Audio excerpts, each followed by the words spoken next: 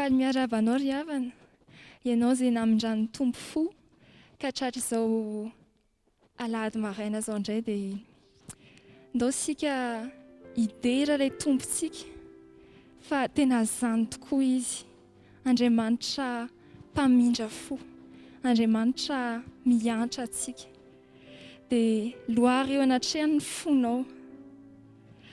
Teneny izy hoe misaotra anao aray io, midera anao ny amin'ny fahatsaranao amin'ny zanakao, amin'ny vahoakanao. Dia rainay ianao fa mpamindra fo, hitanay tamin'ireo razanay zany. Dia mipérikôpy androany Jesosy miteny hoe niavinavina izy ireo, nandanao, nihodina, nanamafiatoka. Nefa Andriamanitra ny famelan-keloka ianao ka namindra fo sy niantra. Tsy niala tamin'izy ireo. Izany no hideranay ianao, hisaoranay ianao ary mampahery anay amin'izao maraina izao. Dia arovy izahay Tompo, arovy tsy ho isan'ny mpiavina, ny mpandahanao, tsy ho isan'izay manamafiatoka eo anatrehan'ny sitraponao. Arovy izahay tsy ho isan'izany dia ny faninahinao masina Tompo hitoetra aty anatinay, ampianatra anay zay lalana ankasitrahanao dia tahaka izay nampandovanao ny zanak'Israely ny tany Kanana, apandy vao ny lanitra izahay. Izany no atakay aminao. Tsinjovy ny dianay, ianao ilay mpanjakanay, ianao ilay efa nialo lalana anay. Mideranao izay fa mpamindra fo ianao. Mideranao izay fa mpanjakanay, tompo tsy to kanefa be indra fo. Jesosy mpanjaka malaza, no tompo mpanjakana, mahery sy tsara indrindra, ka izy no arona, mendrika ankalazana, noho ny herini, eran-tany sy lamitra koa, ny zoa mandazany, ry tompo mpanjaka mahery eo mihaino, avy manaky tokoa zahay fa tompony hery rehetry anao, tsy misy mihitsy ny tohana, tsy tratry ny saina ny herinao.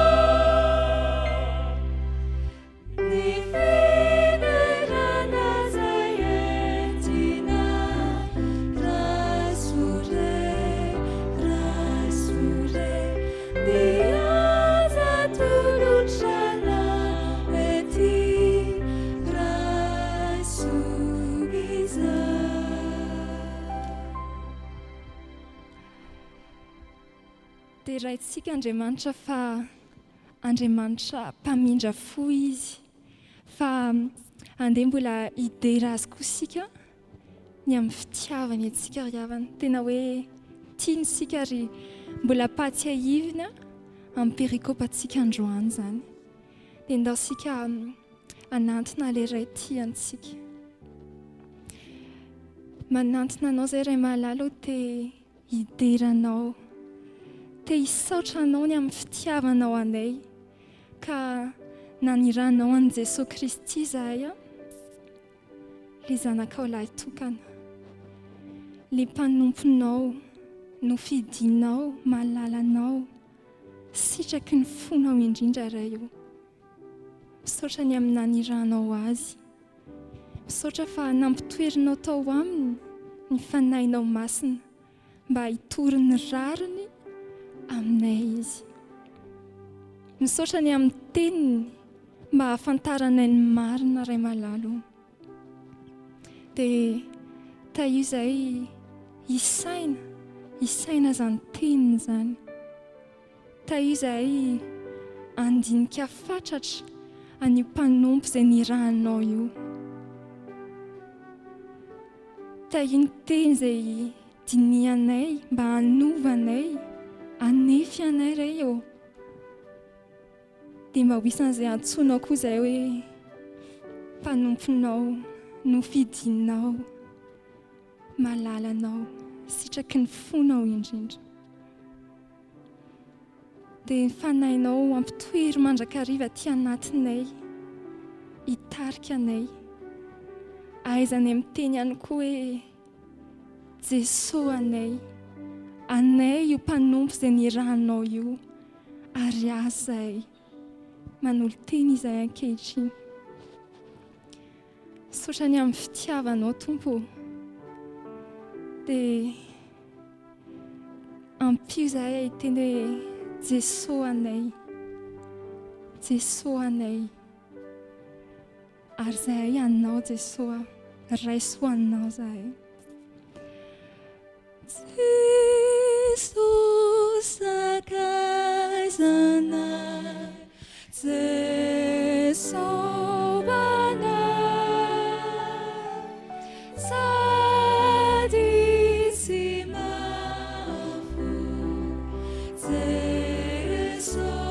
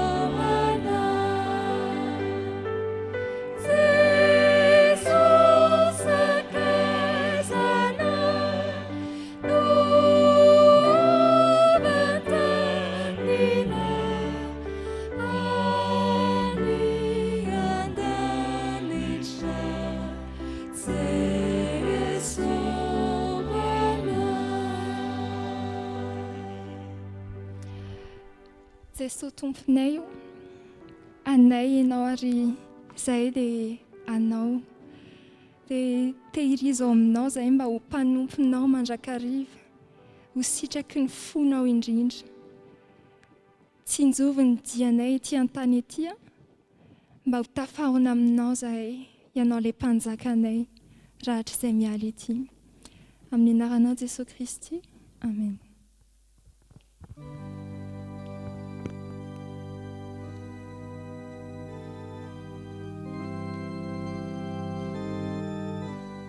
Amin'ny fifaliana ry havana malala no hiara-banantsika rehetra nahatratra izao alahady fahaenina manaraka ny Paska izao. Mpanjina an'i Jesosy Kristy ihany koa isika amin'ny alala lohahevitra manao hoe mampiorina ny mino ny herin'ny fanamasina. Andeha arisika ry havana hiaraka hitsangana hivety ny hira 520 taona ny synodam-paritany.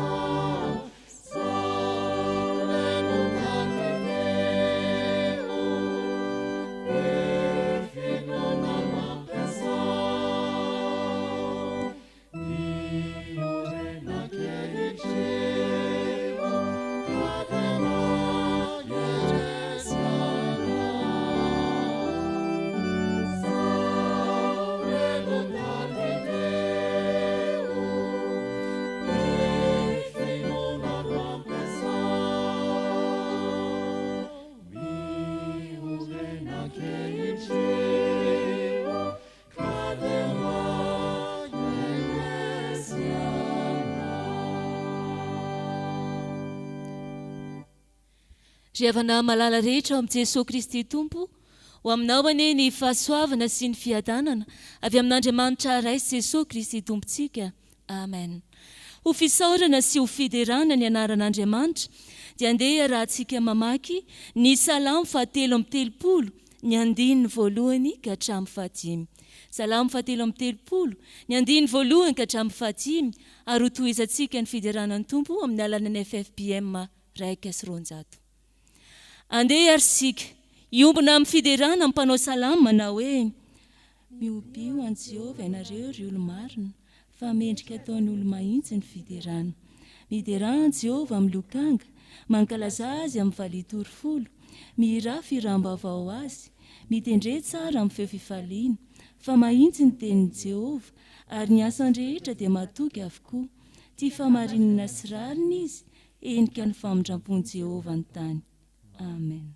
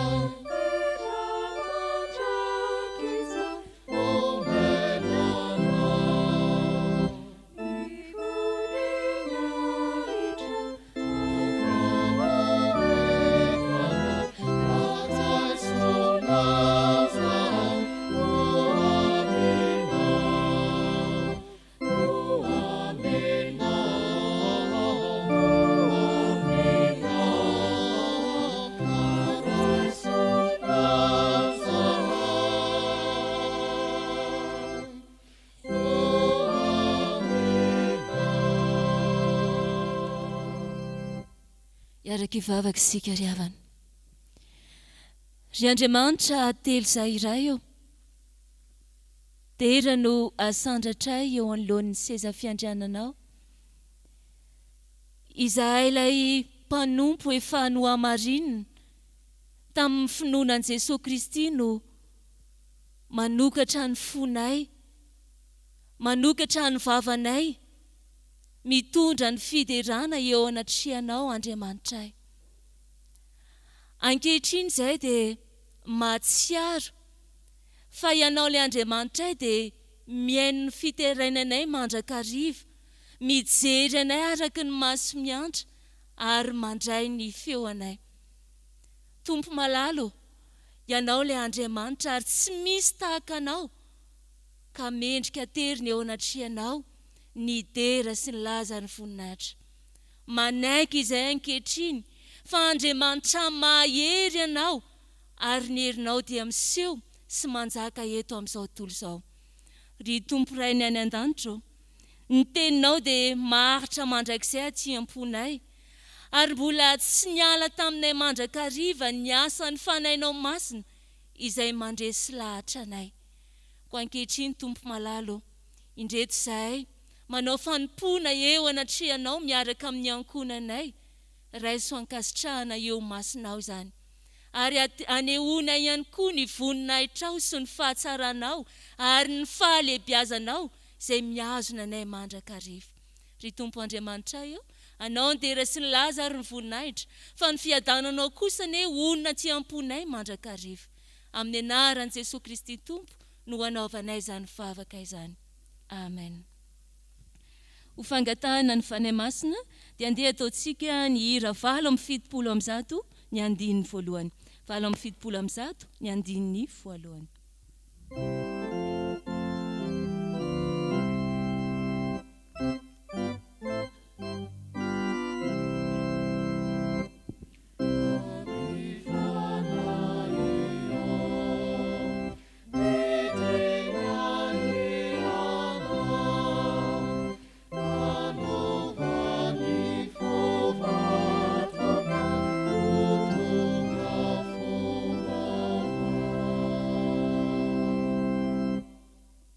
Vavaksika. Tompo, rehefa tafahoana aminao izay dia olom-baovao araka ny teninao. Ny herin'ny fanahinao masina no manovanay anana fo vaovao, anana fo vonina indray ilay teny fiainana avy aminao Andriamanitra. Ankehitriny izay dia mangataka aminao mba hitananay amin'ny finoana sy fitiavana ilay teny velona, ilay teny fiainana izay ambarany teninao mandrakariva. Fanahy masina mijina tsy amponay, ary areto tsy anatinay ny afim-pitiavanao mba hahafahanay makamamy mandrakariva izay ambarany teninao. Tsy ho fifaliana fotsiny ho anay ihany anefa ny andrenesanay izany, fa mba irinay, mba ho fiainana amin'ny be dia be eo amin'ny fiainanay, ary ahitan'ny olona ihany koa ny fahatsarany ilay Andriamanitra tomponay. Ko amin'ny anaranao Jesosy Kristy Tompo no angatahanay izany vavaka izany. Amen. Petraka ianareo ry havana. Hiaraka mamaky sy ny teny soratra masina isika ry havana. Ny fanekena taloha hitantsika amin'ny boky Nehemia, toko 7, ny andininy 20 ka hatramin'ny 5. Nehemia toko 7, ny andininy 20 ka hatramin'ny 5. Ho tohizana ao amin'ny fanekena vaovao, filazantsara an Jesosy Kristy araka ny Matteo toko 12, ny andininy 14 ka hatramin'ny 21. Matteo toko 12, ny andininy 14 ka hatramin'ny 21. Ho faranana ny vaky-teny arak'izay hita ao amin'ny epistily voalohany ho an'ny Koritianina toko 12, ny andininy 12 sy ny 17. Koritianina voalohany toko 12, ny andininy 12 sy ny 17. Rehefa hita izany dia ho vakiana amin'ny anaran'i Jesosy manao hoe: ary ny fanahinao tsara dia nomenao azy, koa hampianatra azy, ary sy niary ny mananao tamin'ny vavany ianao, sady nanome azy rano raha nangeta eto izy. Eny, 40 taona no namelomanao azy tany anefatra, ka tsy nanan-java-mahory akory izy, tsy rovitra ny fitafiany, ary tsy mivonto ny tongony. Ary nanome azy fanjakana sy firenena maro ianao, ka voazaranao araka ny faritany avy ireny, ka dia nahazo ny taniny Sihona sy ny taniny mpanjakany Ebisona, ary ny taniny Oga mpanjakany Basana izy. Ary ny zanany dia no amaronao tahaka ny kitany eny amin'ny lanitra, sady nentinao any amin'ny tany izay nilazainao tamin'ny razany fa hidirany nolovany. Dia niditra ny zanany ka nandova ny tany, ary nampietrenao teo alohany ka nanita tompo-tany, dia natolotra eo amin'ny tanany ireo mba ny mpanjakany sy ny vahoakany, hanaovany azy araka ny sitrapony. Ary nahazo tanàna mimanda sy tany lonaka izy, ary trano feno zava-tsoa rehetra sy lavaka famorindran'ny voahady sy tany voavoly voaloboka sy oliva ary hazo fihinam-boa betsaka. Dia nihinana izy ka voky, ary nianatavy ka nifalifaly tamin'ny fahatsaranao lehibe. Ary ny fariseo dia lasa nivoaka ka niara-ny saina mba hahafaty azy.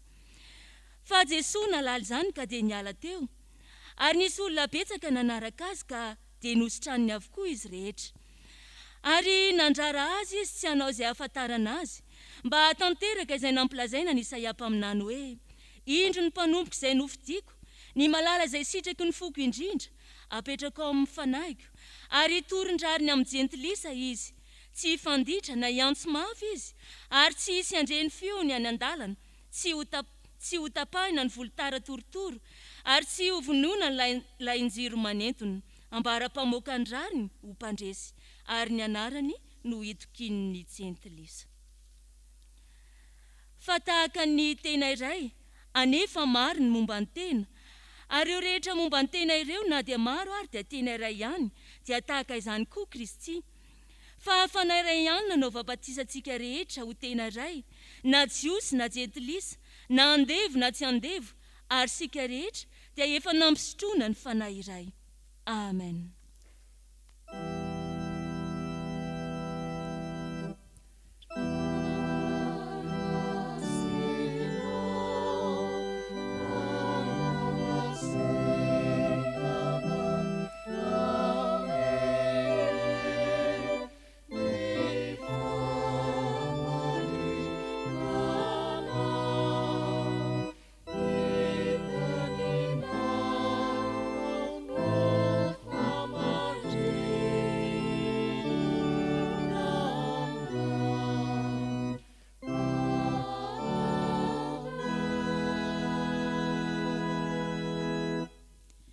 Mialoha ny andraisantsika ny teny fahamarinana avy amin'ny tenin'Andriamanitra, dia andeha ataontsika ny hira 1:100 hitsahanga antsika ry havana.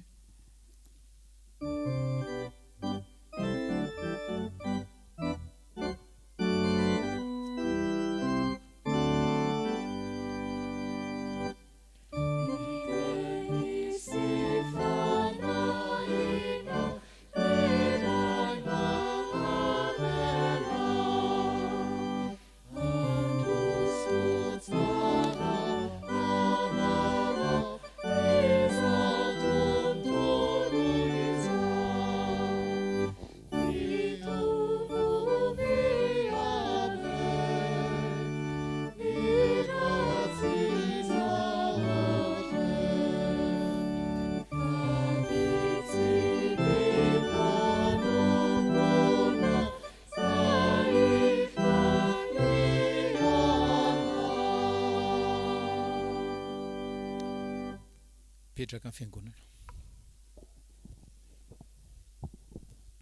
Fahavakisika ry havana.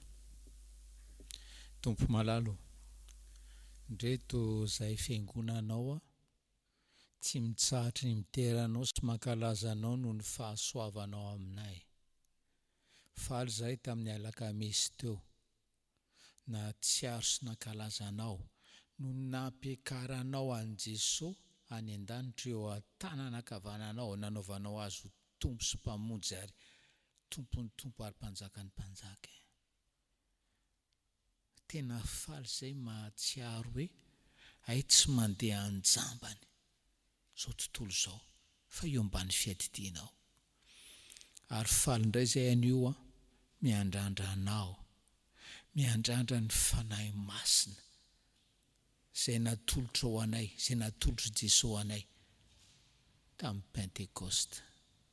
Ny atakay mpamonjy io dia izao, meo anay ny andray ho zava-dehibe, meo anay ny anao serieux ao amin'ny fiainanao, ao fiainanay fanahy masina. Izany no vavaka ataonay ny anaran'i Jesosy. Amen. Ao amin'ny Korintiana 1 2:20, toko 2:20 ny andiny 2:20 sy 3:20, satria foly perikeo pariavana dia averiko vakina ny anaran'i Jesosy zany. Fa tahaka ny tena iray ihany anefa maro no momba ny tena, ary ireo rehetra momba ny tena ireo na dia maro aza dia tena iray ihany. Dia tahaka izany koa Kristy, fa fanahy iray ihany no nanaovam-batisantsika rehetra ho tena iray, na jiosy na jentilisa na andevo na tsy andevo. Ary isika rehetra dia efa nampisotroina fanahy iray. Amen.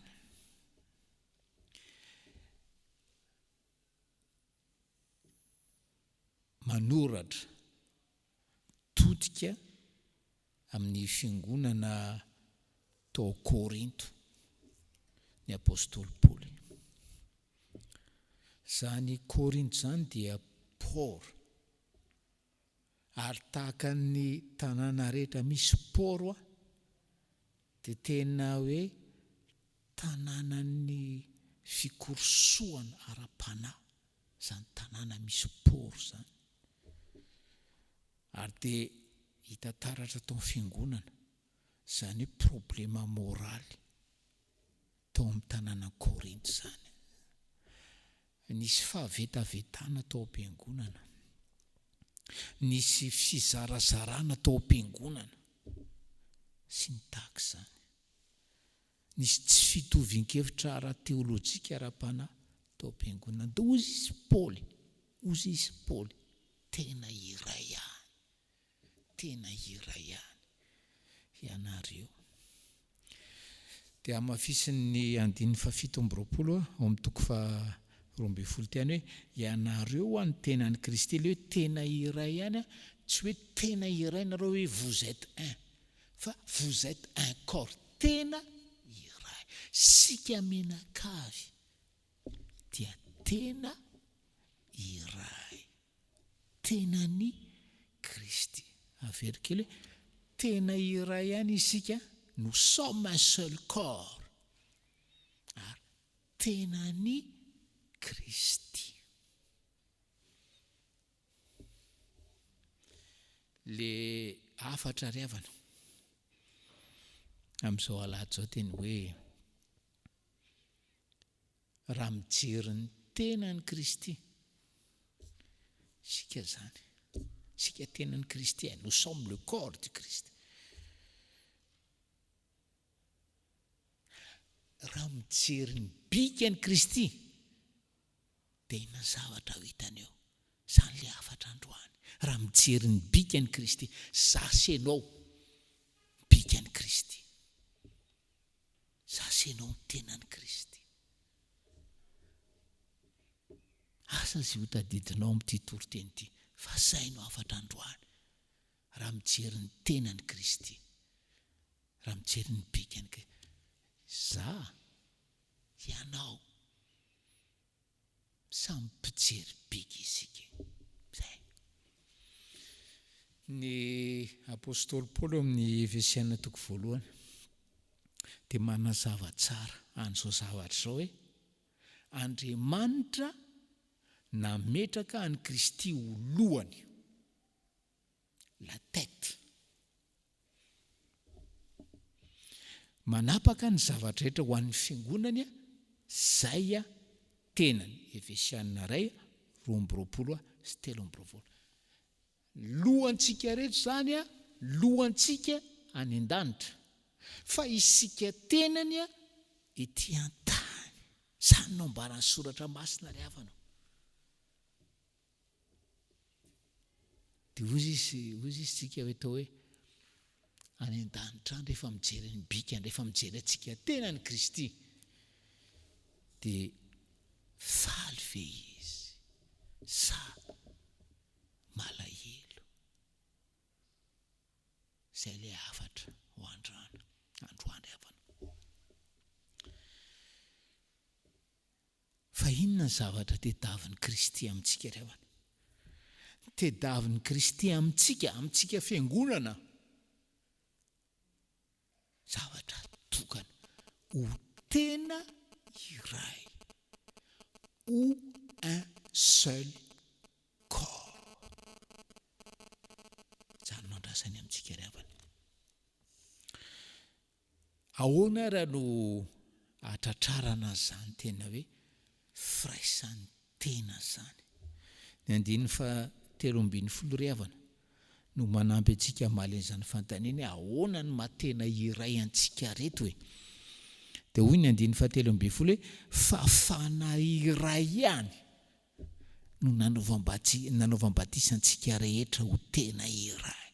Fanahy iray ihany no nanaovam-batisa antsika rehetra ho tena iray. Misy resaka fanahy masina eo, na jiosy na jentilisa, na andevo na tsy andevo. Ary sika rehetra dia efa nampisotroina fanahy iray.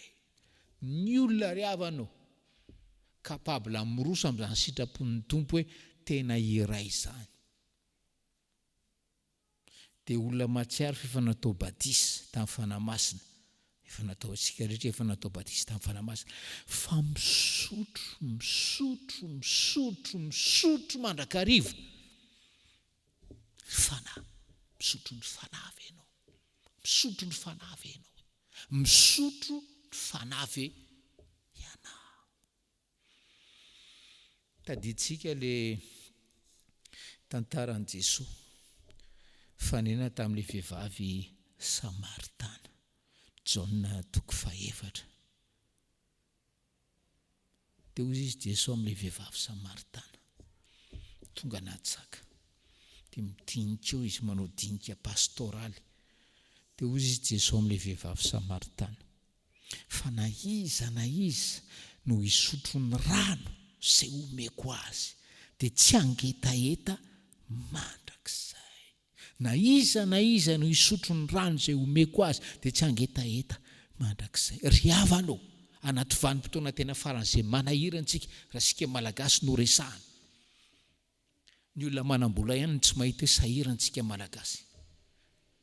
Fa zao lazain'ny tompo aminao, raha misotro ny rano izay omeny Jesosy anao ianao dia tsy angetaeta mandrakizay.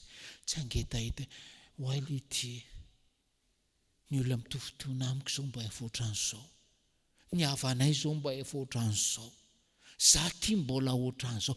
Non. Na iza no misotro ny rano izay omeko azy dia tsy angetaeta mandrakizay.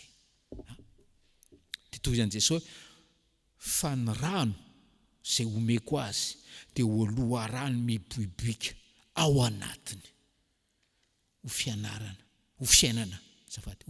mandrakizay. Ny rano izay omeko azy dia ho loharano miboiboika, ho fiainana mandrakizay. Fanahy izay ho raisintsika amin'ny Pentecote, izay ho tsaroantsika amin'ny Pentecote raha ny marina. Ny tenenin' Jesosy ry havana, inona no amin'tinana zao fahamarinana voalohany izao ho antsika izay tena hoe ahatratra ny tanjona tena iray atao am-piangonana. Atao am-piangonana. Fa maro ny tsy mirarahana izany hoe ho ray atao am-piangonana izany. Fa ny fiangonana voalohany ry havana dia ny fianakaviana. Fiangonana voalohany dia ny tokantranonao. Fiangonana voalohany dia ny tokantranonao. Tena iray ve nareo mivady? Tena iray ve nareo ankonana kely? Ny antom-bavaka atoron'ny tombo antsika anio. Dia ilay antom-bavaka n'ilay vehivavy Samaritana teo anatrehan'i Jesosy hoe ilay vehivavy Samaritana, mba omeo aho izany rano izany aho. Mba omeo aho izany rano izany aho. Raha misy olona roa aminareo hoe Jesosy mifanaiky ety ambony tany ka mangataka na amin'inona ka mangataka an'izany, dia omeny raiko azy any an-tany. Fanaikenareo mivady, fanaikenareo menakafo kely, angataka izany rano izany hiboiboika ao amin'ny tokantranonareo, ao amin'ny fiainanareo, ao amin'ny fiangonanareo. Dia tsy angetaeta, tsy anana etaeta, tsy anana anohanana intsony ianareo. Izay ny fahamarinana voalohany ry havana. Ary raha hoe tena ny Kristy ny fianakavianao, tena ny Kristy ny ankonanao, tena ny Kristy ny tokantranonao, hoy izy tsika tany am-bolony hoe raha mijery ny bikany Jesosy, satria ianao zany bikany zany, ianao zany tenany zany, dia ho tretrika izy. Ary anontaniany devoly Jesosy hoe aiza no ahitako ny tenanao sy ny bikanao? Mety hiteny Jesosy ary jereny enganeka ianao.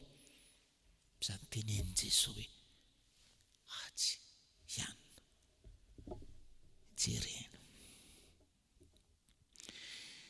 Fahamarinana faharoa ry havana dia eo amin'ny 7:20 amin'ity Korintiana 1:12 manazava manampy an'le Korintiana 1:12 7:20 hoe ary ianareo ny tenan'i Kristy ka samy momba ny tenany avokoa araka ny anjaranareo avy.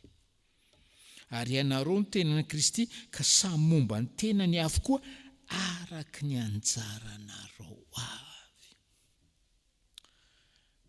Miresaka fiangonana moa ty Korintiana 1:12. Ao am-piangonana ry ava misy pasteur, ao am-piangonana misy lead vocaux, ao am-piangonana misy chef de chœur sy accompagnateur, ao am-piangonana misy olona responsable ara-pana. Andriamanitra no nanendry avokoa izany rehetra izany araka ny anjarany avy. Za hoe dia hidongy amin'ny tombo hiteny hoe za tompo mba meo feo ohatrany ny rojo ramarola atalana be zany. Za pasteur ary zany ny tsirako eto zany tanareo an'le feoko mampimebe oka zava. Fa ianareo ny tenan'i Kristy ka samy momba ny tenany avokoa araka ny anjaranareo avy. Zany hitsombina ny firaisan'ny tena sy maha hoe tenan'i Kristy ny tena. Mahafantatra hoe ty tenan'i Kristy ty dia hoe lohany any an-danitra fa ny tenany ny vatany ety an-tany ry havanao. Zany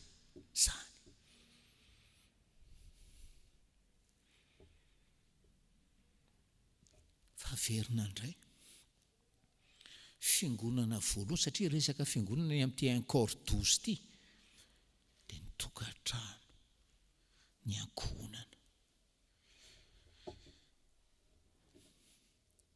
Ao amin'ny ankohonana dia faritan'Andriamanitra ny anjarany tsirairay.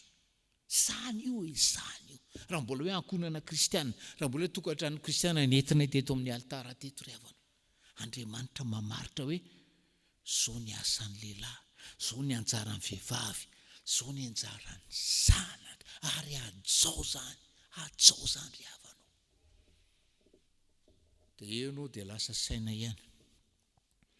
Inona moa no tena sarotra ao amin'ny ankohonana kristiana? Toran'ny lehilahy sa ny toran'ny vehivavy sa ny toran'ny zanaka? Satria Andriamanitra namaritra ny zavatra rehetra ny zay momba ny tenany araka ny anjarany avy. 1:12-27. Dia ianao mieritreritra hoe aoka ianareo lehilahy ho tia ny vadinareo tahaka ny tiavan'i Kristy ny fiangonana. Mora ry havanao, zany hoe lehilahy loha zany chef zany, na lehilahy gentilisa raha dia mahafantatra fa izy ny chef ny vadiny, izy ny chef ny zanany. Fa raha lehilahy tena ao amin'ny Kristy, raha lehilahy tena mahafantatra hoe tsy mora zany hoe hanahaka an Kristy zany, lehilahy chef anaraka an Kristy zany, dia tonga saina izy hoe tena tsy haiko zany, fa soa fahatoro ahy ianao zay te ho lehilahy hanahaka an Kristy, misotro aingana ary misotro isan'andro ny fanamasina. Ary ny olona misotro ny fanamasina dia mamaky Baiboly isan'andro, dia ny zavatra hitany ao na inona hitany ao dia ankatoavana, dia atobak'Andriamanitra ny fanamasina, ary loharano hiboiboika ao amin'izany tokantrano izany, ny fanamasina. Zavatra mampikilay an'ny vehivavy, Zany hoe ianao vehivavy manekeny vadinao amin'ny zavatra rehetra, mampikolay ny vehivavy zany. Bon, kolay ianao satria tsy fantatra hoe Kristy nge io akatoavinao io e. Zay le izy. Fa raha atao hoe ka tsy fantatra pastera tsisy maha-kristiany io vadiko io. Ok. Zao no ataoko anao. Ianao ezera mpamonjy ny vadinao. Tsy tsara raha lehilahy ry anaovako vaty saza ho azy izy mpanampy saza. Mpanampy mivavaka ho azy. Mpanampy mivavaka ho an'io vadinao io. Raha feno défaut io vadinao io, tsy ianao no anova azy, fa ny anjaranao dia mivavaka ho azy, mitondra azy eo anatrehan'i Jesosy hoe Jesosy bon, io vadiny menao ok, za tsy te hametsiny ianao, fa zao ovay izy. Zany no andalehako aminao isan'andro. Ovay izy fa za tsy mahova azy. Vao misokatra mivavaka dia tsy ianao akory mampianatra an'izany.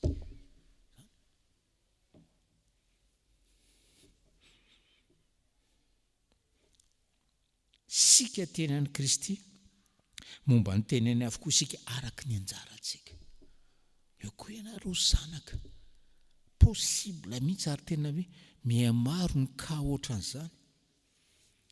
Hoe le zanaka indray foazony tompo dia le ray aman-dreny mbola jentilisa, manao fomba jentilisa.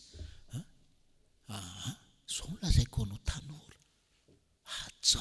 Hajao ny rainao sy ny reninao jentilisa. Hajao izy. Aroko ho fantany hoe mahavariana reto zanakitsika reto rehefa miresaka izy mivady.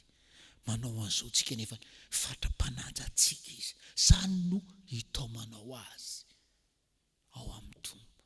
Maintenant, raha mampanao anao zavatra mandika ny soratra masina izy, toeram-panajana izy. Fa hajao izy. Zavatra tokana andrasan'ny soratra masina amintsika zanaka. Za pastera tamin'ny fahavelon'ny ray aman-dreniko marina tamiko zany. Manaja sy makatò ray aman-dreny. Fa tsy ho possible zany ry havanao. Le hoe andeha ao amin'ny tena araka ny anjarany avy. Raha tsy misotro, mikoka isan'andro ny fanamasina, ka ny fanamasina ho loharahany miboiboika ao amin'ny fiainantsika. Zay ny fahamarinana faharo. Fahamarinana fahatelo farany ry havana dia izao.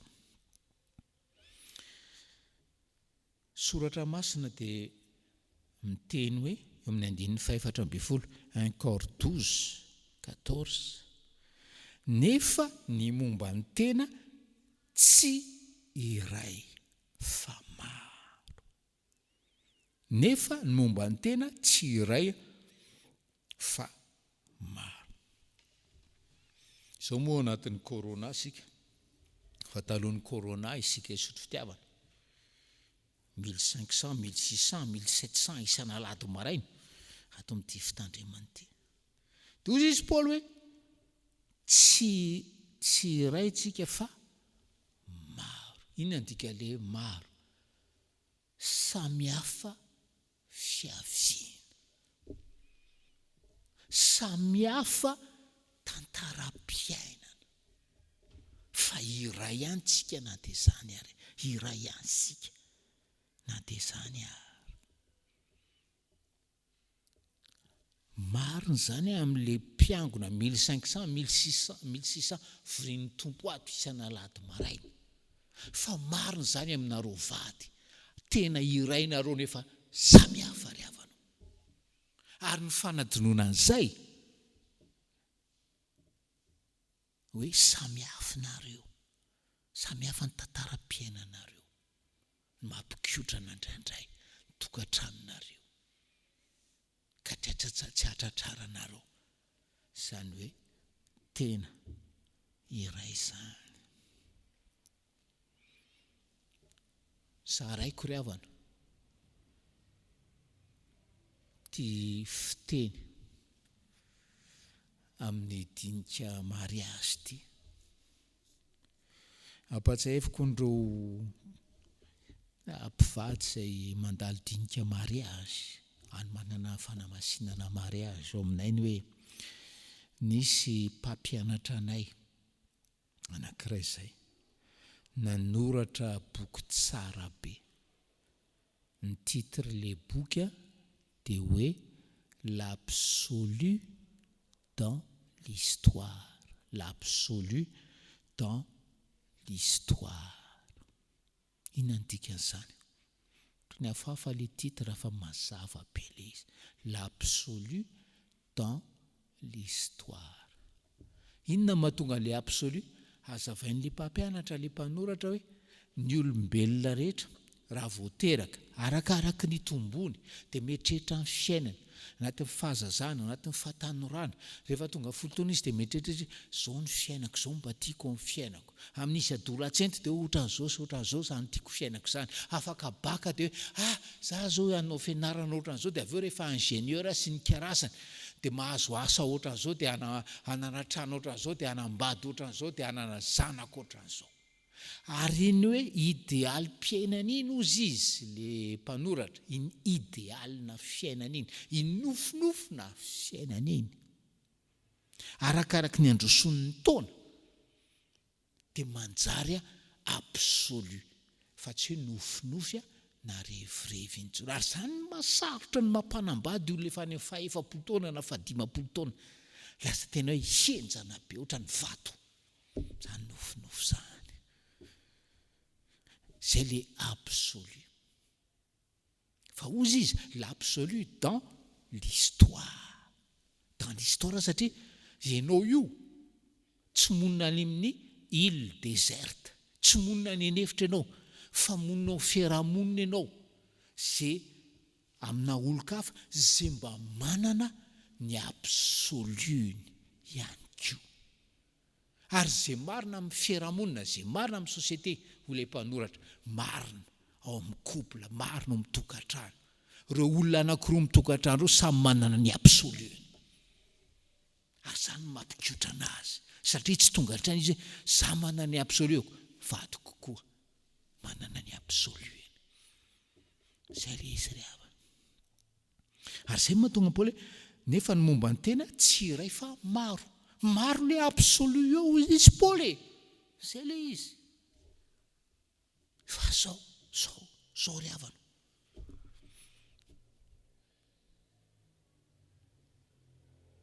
Ozy izy Paoly hoe ny any solution amin'izay dia hoe misotroa isan'andro fanamasina.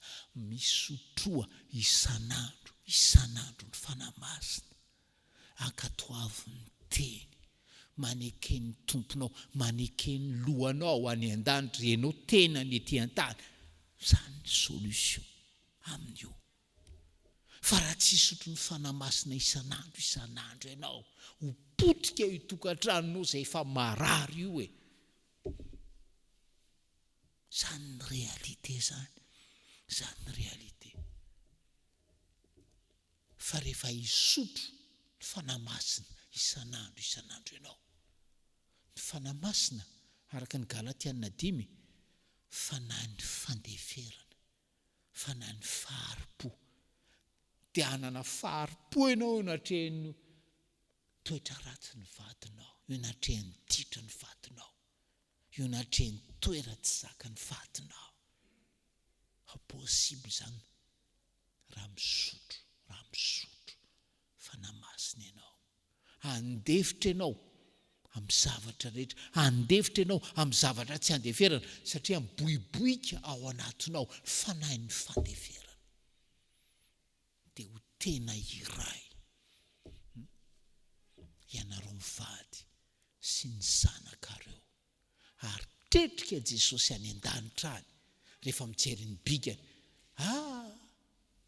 Jery ny bikaka ianao ry devoly, ndana jery ny tokantrano rano, ny ankonan'ny rano sy rano.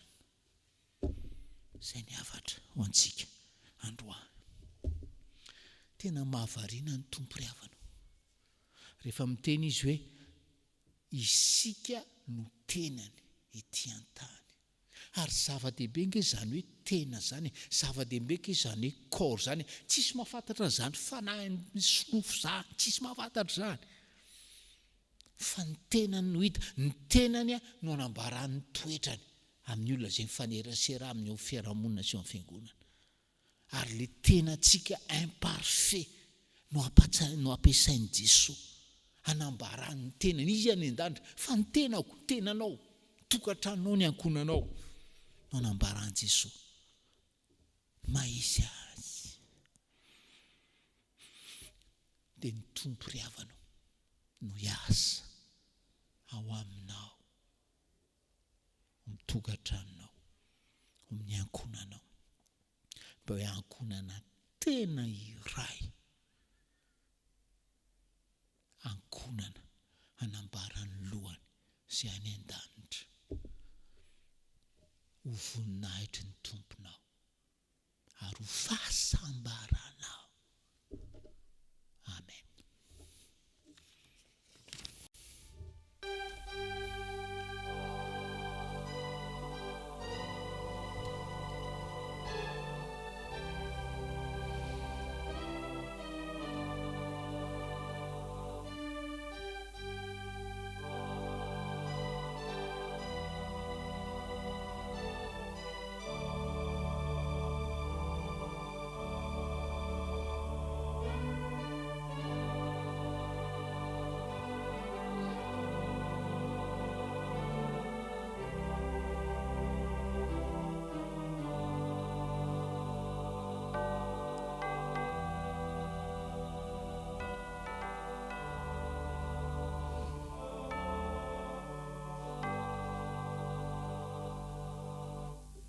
Iombam-bavaka sika ry havana.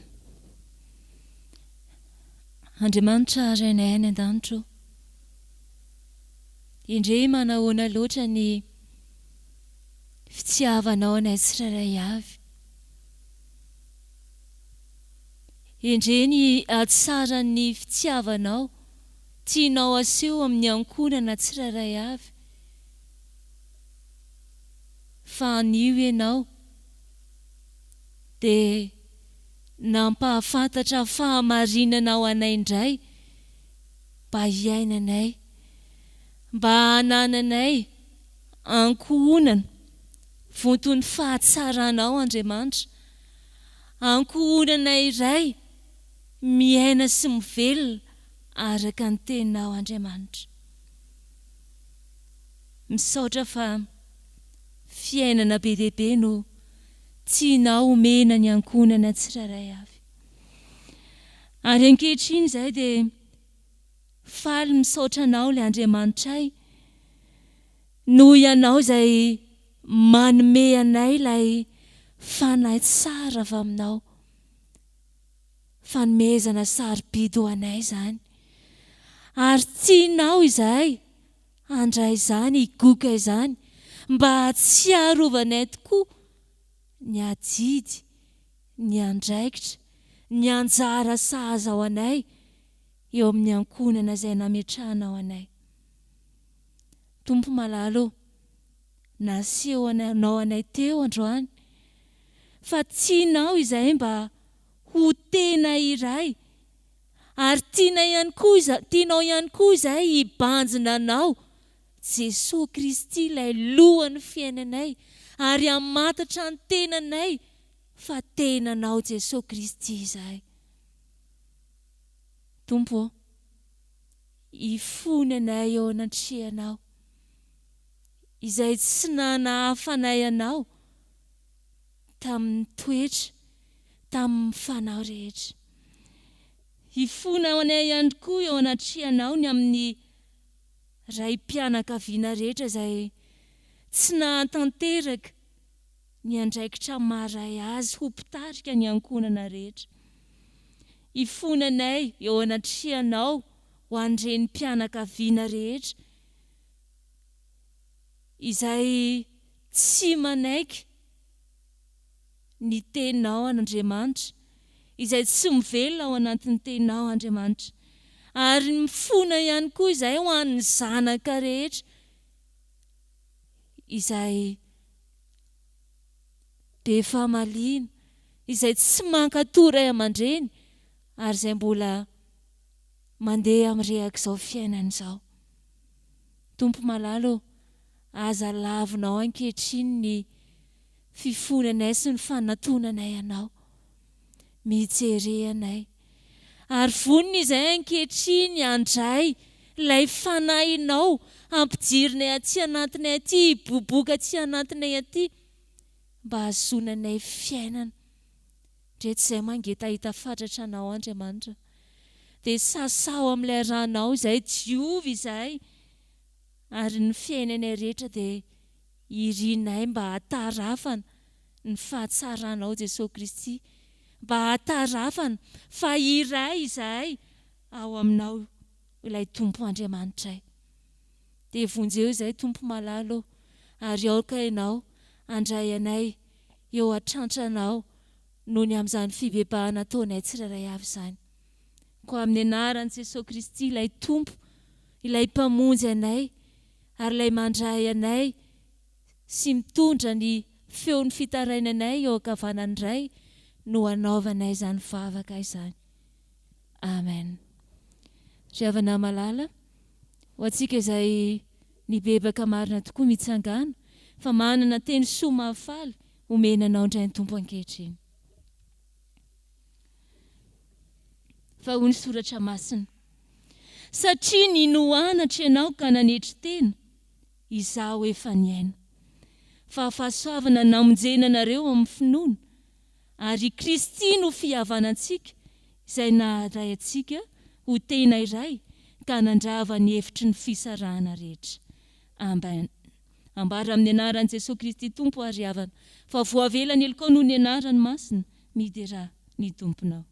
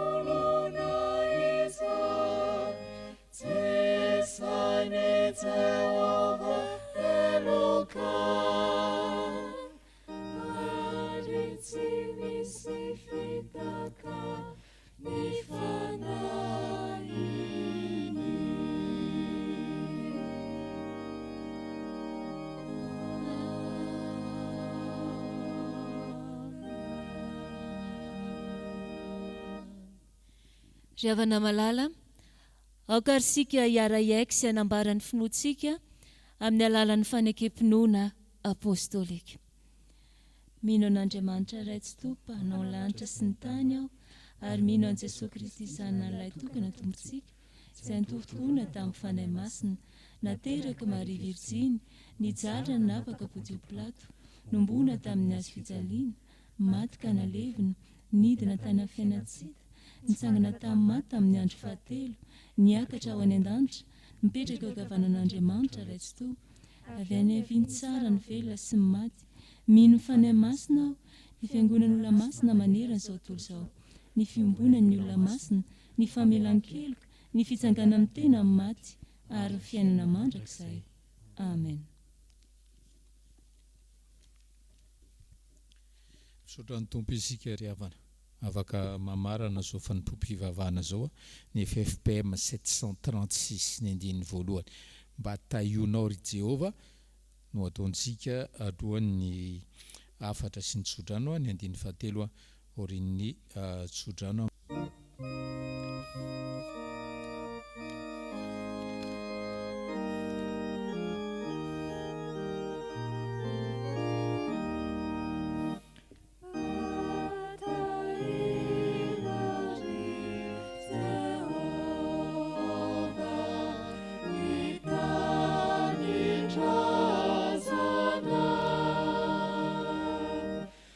It's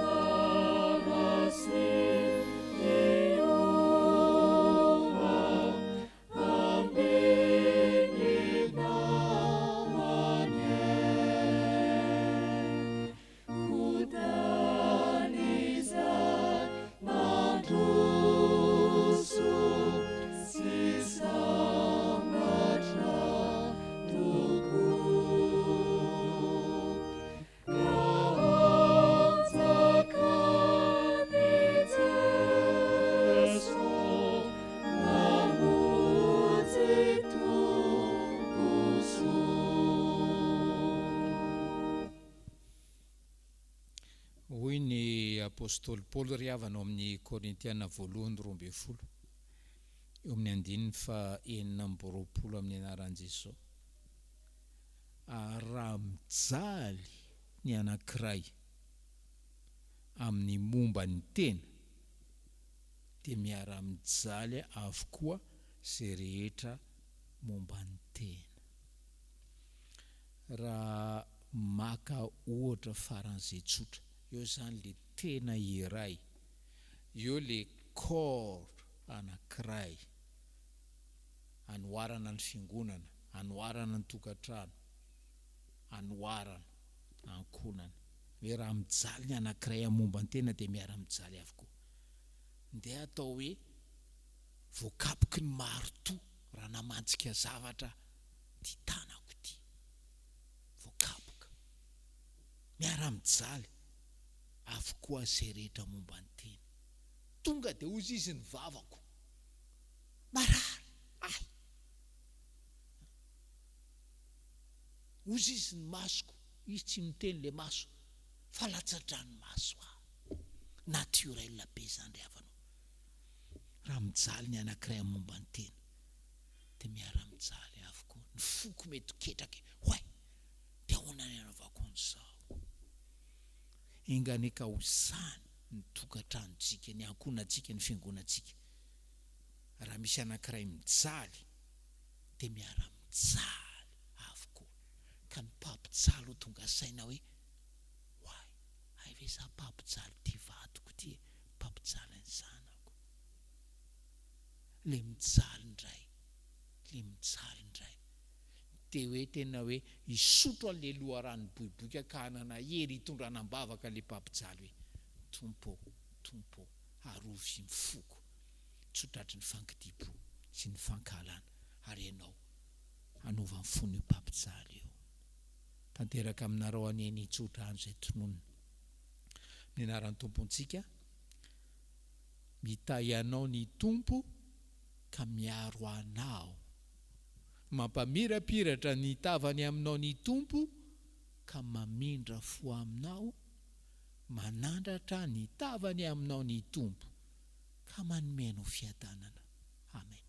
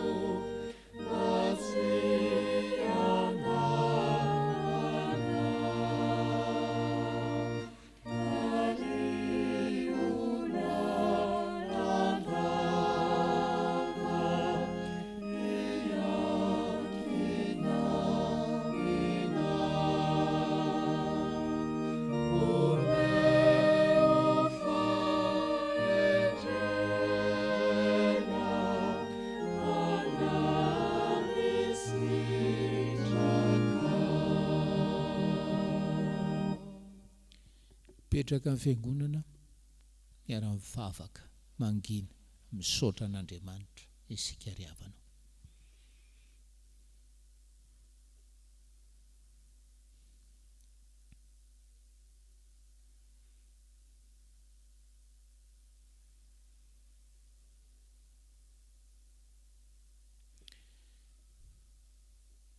Ho an'Andriamanitra velona izay nametraka ny Kristy ho lohantsika any an-danitra, ary isika kosa tena ny ety an-tany. Ho azy irery any voninahitra amin'ny anaran'ny Ray sy ny Zanaka ary ny fanahy masina. Amen.